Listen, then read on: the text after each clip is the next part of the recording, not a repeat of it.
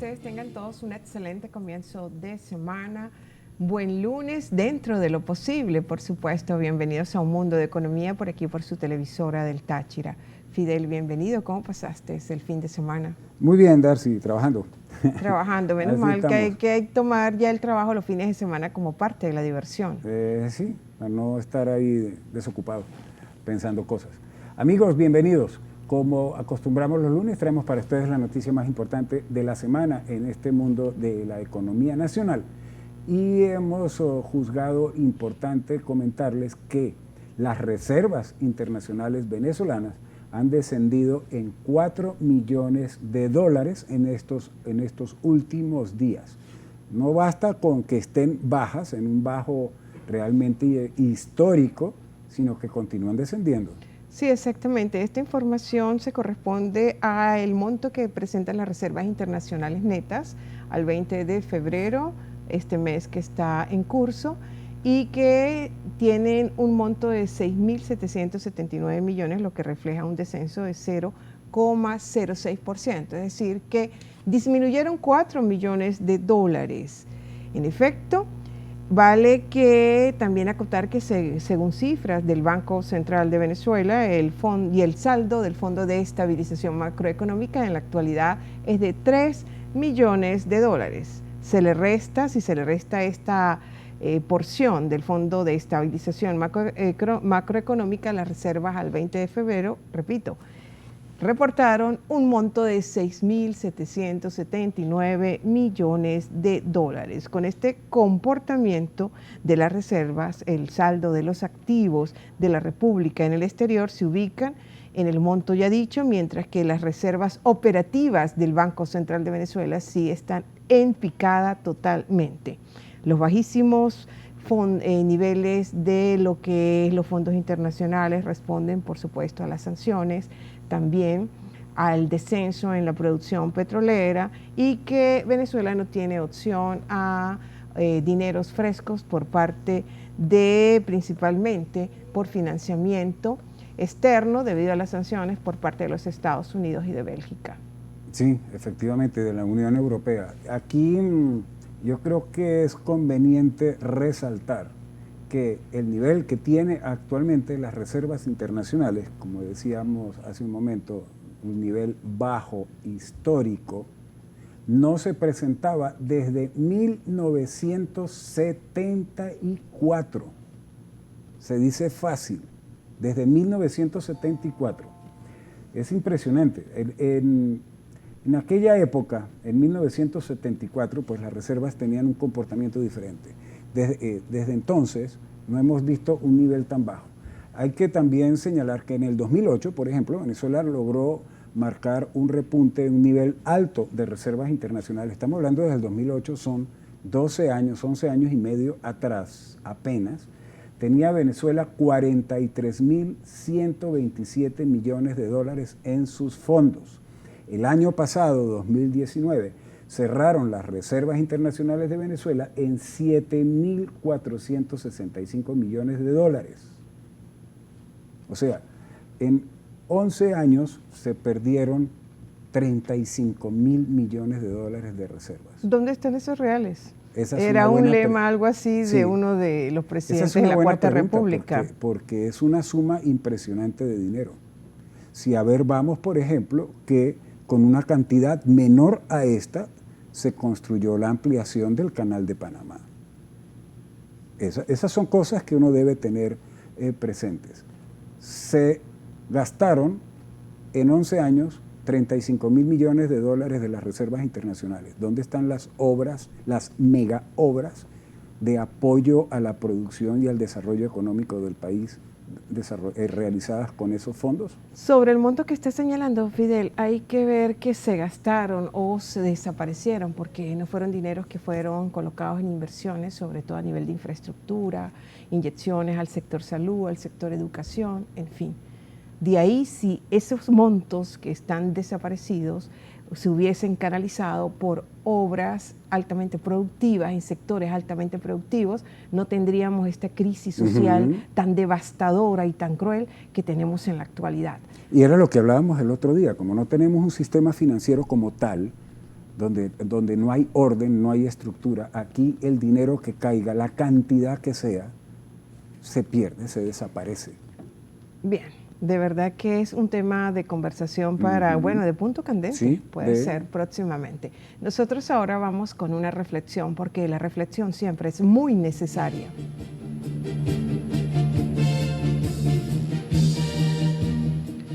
Y hoy voy a comentar lo dicho por el presidente Maduro el pasado viernes 14 de este mes de febrero sobre la elección de los nuevos miembros del Consejo Nacional Electoral. El presidente Maduro no solo recomendó que debiera hacerse con esta actual Asamblea Nacional, sino que hizo hincapié en qué debe ser la actual Asamblea Nacional. Lo que ocurre es que al nombrar a la Asamblea Nacional, se está nombrando a un ente envuelto en las nebulosidades del ambiguísimo nacional.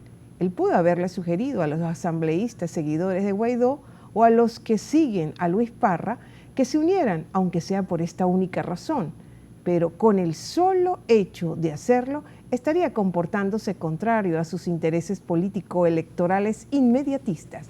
O sea, que la gente opositora se mantenga en espacios contrarios en su antipatriótica y ahistórica división.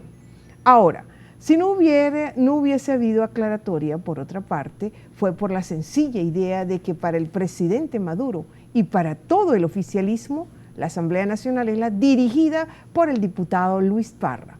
Y para el presidente Maduro, como para el oficialismo, conveniente es decirlo, independientemente de quienes sean los nuevos rectores del CNE, pudieran ser todos opositores al ensayo socialista de inspiración radical, el triunfo electoral del polo patriótico está garantizado, habida cuenta que el mandato divisionista ya fue hecho. Y no es porque el oficialismo sea gente de sobrada sagacidad maniobrera. La división opositora proviene por razones de incomprensión de las condiciones económico-materiales por el lado de las cabezas visibles de los integrantes del G4. En fin, Venezuela continuará en su despeñadero republicano hasta tanto y cuanto sus políticos no aprecien objetivamente que aquí el asunto no es político, sino de estricta exigencia económica en el orden del diseño del paradigma productivo a seguir. Cuando una supuesta élite no examina las condiciones económico-materiales de la sociedad histórica donde está localizada, esté en el gobierno o esté en la oposición, no importa en este caso, las tentativas de implantación de modelos económico-productivos tienden a ser experiencias nefastas para esa sociedad. Aquí primero fue con la élite adeco-copellana, que creía que con el rentismo petrolero iba a sacar a Venezuela de sus atolladeros sociales, y ahora las élites de inspiración radical izquierdista están en otro tanto parecido, al suponer que un Estado empresario puede darle resultados fructuosos. Hasta aquí esta reflexión y ahora vamos a hacer una pauta comercial. Ya regresaremos, no se aparten de Un Mundo de Economía.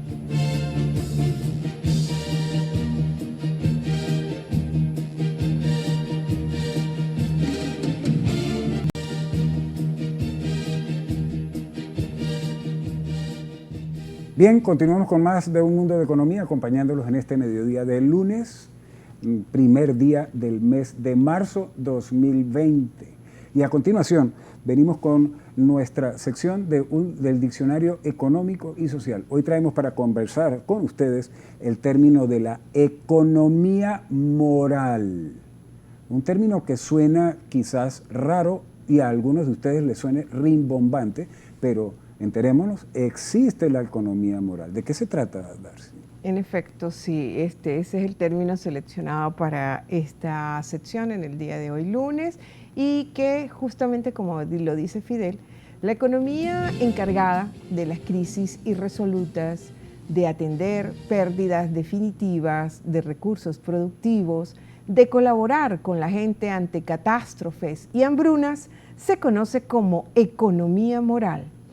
Este tipo de economía se inició en modelos agro-precapitalistas en la Europa del siglo XVI hasta mediados del siglo XVIII, cuando aparecían pestes o guerras con las que los habitantes más vulnerables socioeconómicamente hablando no podían garantizarse el mínimo sustento material. De ahí surgían economías morales que, aparte de socorrerlos, también instrumentaban prácticas organizadas de solidaridad comunitaria y ayuda mutua, al igual que creaban mecanismos estratégicos de intercambios alimentarios. Todo en el marco del desprendimiento y la ausencia de conseguir redituarse por las tragedias humanas. Han habido algunos teóricos que han echado las bases para hacer más efectiva la colaboración moral ante el prójimo en desgracia. Sin embargo, el más sobresaliente de ellos fue el inglés Edward Palmer Thompson, un historiador que murió en 1993, dejando sus observaciones y reflexiones en un libro llamado La economía moral de la multitud en Inglaterra. Tal vez la actitud solidaria con China que observan las grandes potencias del mundo actualmente ante la expansión del COVID-19, coronavirus, sea una muestra significativa de lo que es la economía moral. Repito, tal vez. Y tal vez en China, el gobierno chino está practicando en este momento esa economía moral como la ha practicado en el pasado.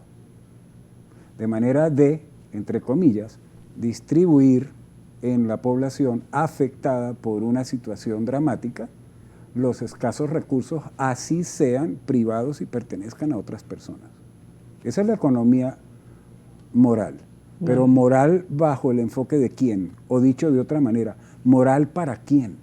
Pero ¿quiénes son los que suministran? Son otros países, en este caso, países sí. Exacto, de países hambrunas, afectados, de pestes, de problemas de economías irresolutas, casi como Venezuela, ¿no? Y países iba. con economías irresolutas. ¿Estaremos nosotros ya viviendo una situación de economía moral o estaremos en las puertas de entrar en una situación de economía moral? Ya estamos en los umbrales. De alguna manera está ocurriendo porque la ayuda humanitaria Exactamente. tiene que ver con esto. Es una forma, digamos, de ponerle nombre y apellido al tema de la economía moral. Ayuda humanitaria. Bueno, excelente este término para que nuestra audiencia se vaya ampliando con lo que son el vocabulario y cada uno de estos conceptos tan propios y que son muy adaptados, que hay que pensarlo porque se corresponden ya al contexto de la situación económica nacional. Así es. Vamos, amigos, a hacer un corte y regresamos en algunos segundos con más de Un Mundo de Economía. Venimos con Táchira y su economía. No se retiren.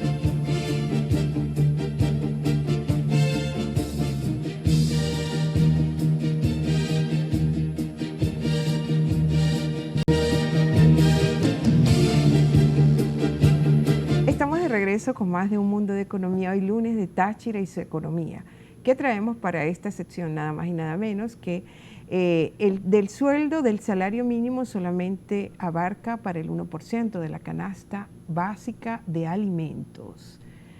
En efecto, el salario mínimo que gana un venezolano, bueno, como ustedes ya son 250.000, el básico sin lo que es el bono de alimentación y cubre nada más el 1% de la canasta alimentaria. Esta información, que esto quiere decir que solo de 3 venezolanos o de 3 tachirenses solamente uno está en capacidad de cubrir, lógicamente, la canasta alimentaria. Esta información fue suministrada por un programa, por un estudio hecho a través del Programa Mundial de Alimentación de la Organización de las Naciones Unidas y que recientemente fue presentado por Oscar Mesa, quien es el presidente del Centro de Documentación y Análisis Social de la Federación Venezolana de Maestros Sendas. Vale recordar que la canasta básica, es decir, alimentos más servicios, transporte y bebidas, está actualmente en $545,80 por familia, familias integrantes con 5 integrantes. y que la cesta solo de alimentos en la actualidad equivale a $317,62. Entonces, Fidel. Ahí está el detalle porque el sueldo mínimo convertido en dólares es menos de $6. No, mucho menos. Es menos de $6 el sueldo mínimo integral con la cesta básica. El puro sueldo son $3.60. Por eso es que solo abarca el 1% de la cesta alimentaria, que está en $317. Correcto. Entonces es un drama terrible, y esto es lo que ha presentado, por cierto, la gente del Sendas. Ellos aclaran en términos de bolívares y en términos de salarios mínimos. Una familia de 5 integrantes promedio requiere al menos 96 salarios mínimos para cubrir la cesta alimentaria. Solo para comer. Solo para comer. 96 salarios, según datos de enero. Estamos empezando marzo. La canasta básica, que incluye 6 rubros, aparte de los alimentos, donde están los servicios que tú comentabas, requiere más de 166 salarios mínimos la familia para poderla cubrir. Ningún maestro, ningún profesor universitario que solo viva de su sueldo como maestro o profesor, ningún funcionario público que está sometido prácticamente al salario mínimo, a 2 o 3 salarios mínimos, puede cubrir la cesta básica alimentaria. Igualmente, Fidel, los pensionados y los jubilados. Van allí incluidos. Claro. Entonces estamos hablando, no sé, más del 30% de la población que está sometida a esta situación. Se estima que eso es el 20% de la población económica activa que está en 20.000 empleados que tiene la nómina pública. Ajá. De ahí que la brecha salarial es muy grande entre los empleados del sector público y los del sector privado. Que tienen otro esquema, claro, y no se manejan con el salario mínimo. Y ya están dolarizados esos salarios. Privadas. Eso es correcto. Ahora, ese resultado de la brecha que estamos hablando, entre el salario mínimo que paga el sector público, que paga el sector privado, y el costo de la vida en Venezuela, de lo que cuesta la cesta básica, lo determina también pues la gente, como comentabas, del Programa Mundial de Alimentos, PMA, de la ONU. Según el resultado de este estudio hecho en enero, de este año, el 7,9% de la población está en inseguridad alimentaria severa, y el otro 24,4% está en condición de inseguridad alimentaria moderada. Juntos suman el 32,3%, lo que significa que 9,3 millones de venezolanos padecen hambre o están en riesgo de padecer hambre, porque simplemente no tienen cómo cubrir la cesta básica porque sus ingresos son exiguos. De modo que el hambre en Venezuela no es un fantasma ni es un mito, es una cruda realidad terrible que estamos viviendo los venezolanos. 32% de los venezolanos está en condición de inseguridad alimentaria. Esto es lo que arroja el estudio. El estudio del Programa Mundial de Alimentación también encuentra que el 74% de las familias ha utilizado estrategias, o sea, el resto de la población, ha utilizado estrategias de sobrevivencia respecto a su alimentación, reduciendo la variedad y la calidad de la comida que consume. Eso afecta entonces el desarrollo físico, claro, la condición apropiada de alimentación. El 60% de los hogares han mermado el tamaño de la porción de lo que comen o comemos, y la situación tiende a empeorar, que es lo más grave, puesto que incluso hay gente que está trabajando por comida solamente, sí, para medio comer. El problema de la raíz en este asunto no es en realidad la disponibilidad de alimentos, porque hay una burbuja económica con el juego del dólar, con la dolarización, y hoy de una forma u otra, porque se liberaron las importaciones, se le quitaron los aranceles y los impuestos a las importaciones para abaratarlas, entonces hoy hay variedad y cantidad de alimentos, pero por efecto de la hiperinflación, la gente no tiene capacidad para comprarlos. Hay alimentos, pero no hay dinero para comprarlos. Eso es lo que arroja el tema investigado. Y esto, por supuesto, pues obliga a pensar un poco sobre lo que está ocurriendo. A ver, analicemos un poco el tema del sueldo mínimo. El sueldo mínimo ha sido aumentado 7 veces, desde que Maduro puso en marcha el, comillas, programa de recuperación económica en agosto del 2018, hace menos de 2 años. En ese momento, a bolívares aumentó el salario mínimo a 1.800 bolívares en septiembre del 2018. 1.800 bolívares, vamos siguiendo los números. Aumentó después a 4.500 bolívares en diciembre de ese mismo año 2018. Posteriormente, tercer aumento a 18.000 bolívares en enero del año pasado, 2019. Luego, se aumentó a 40.000 bolívares en abril de ese año 2019 y posteriormente a 150.000 bolívares en octubre pasado 2019. Y ahora a 250.000 bolívares este mes de enero del 2020.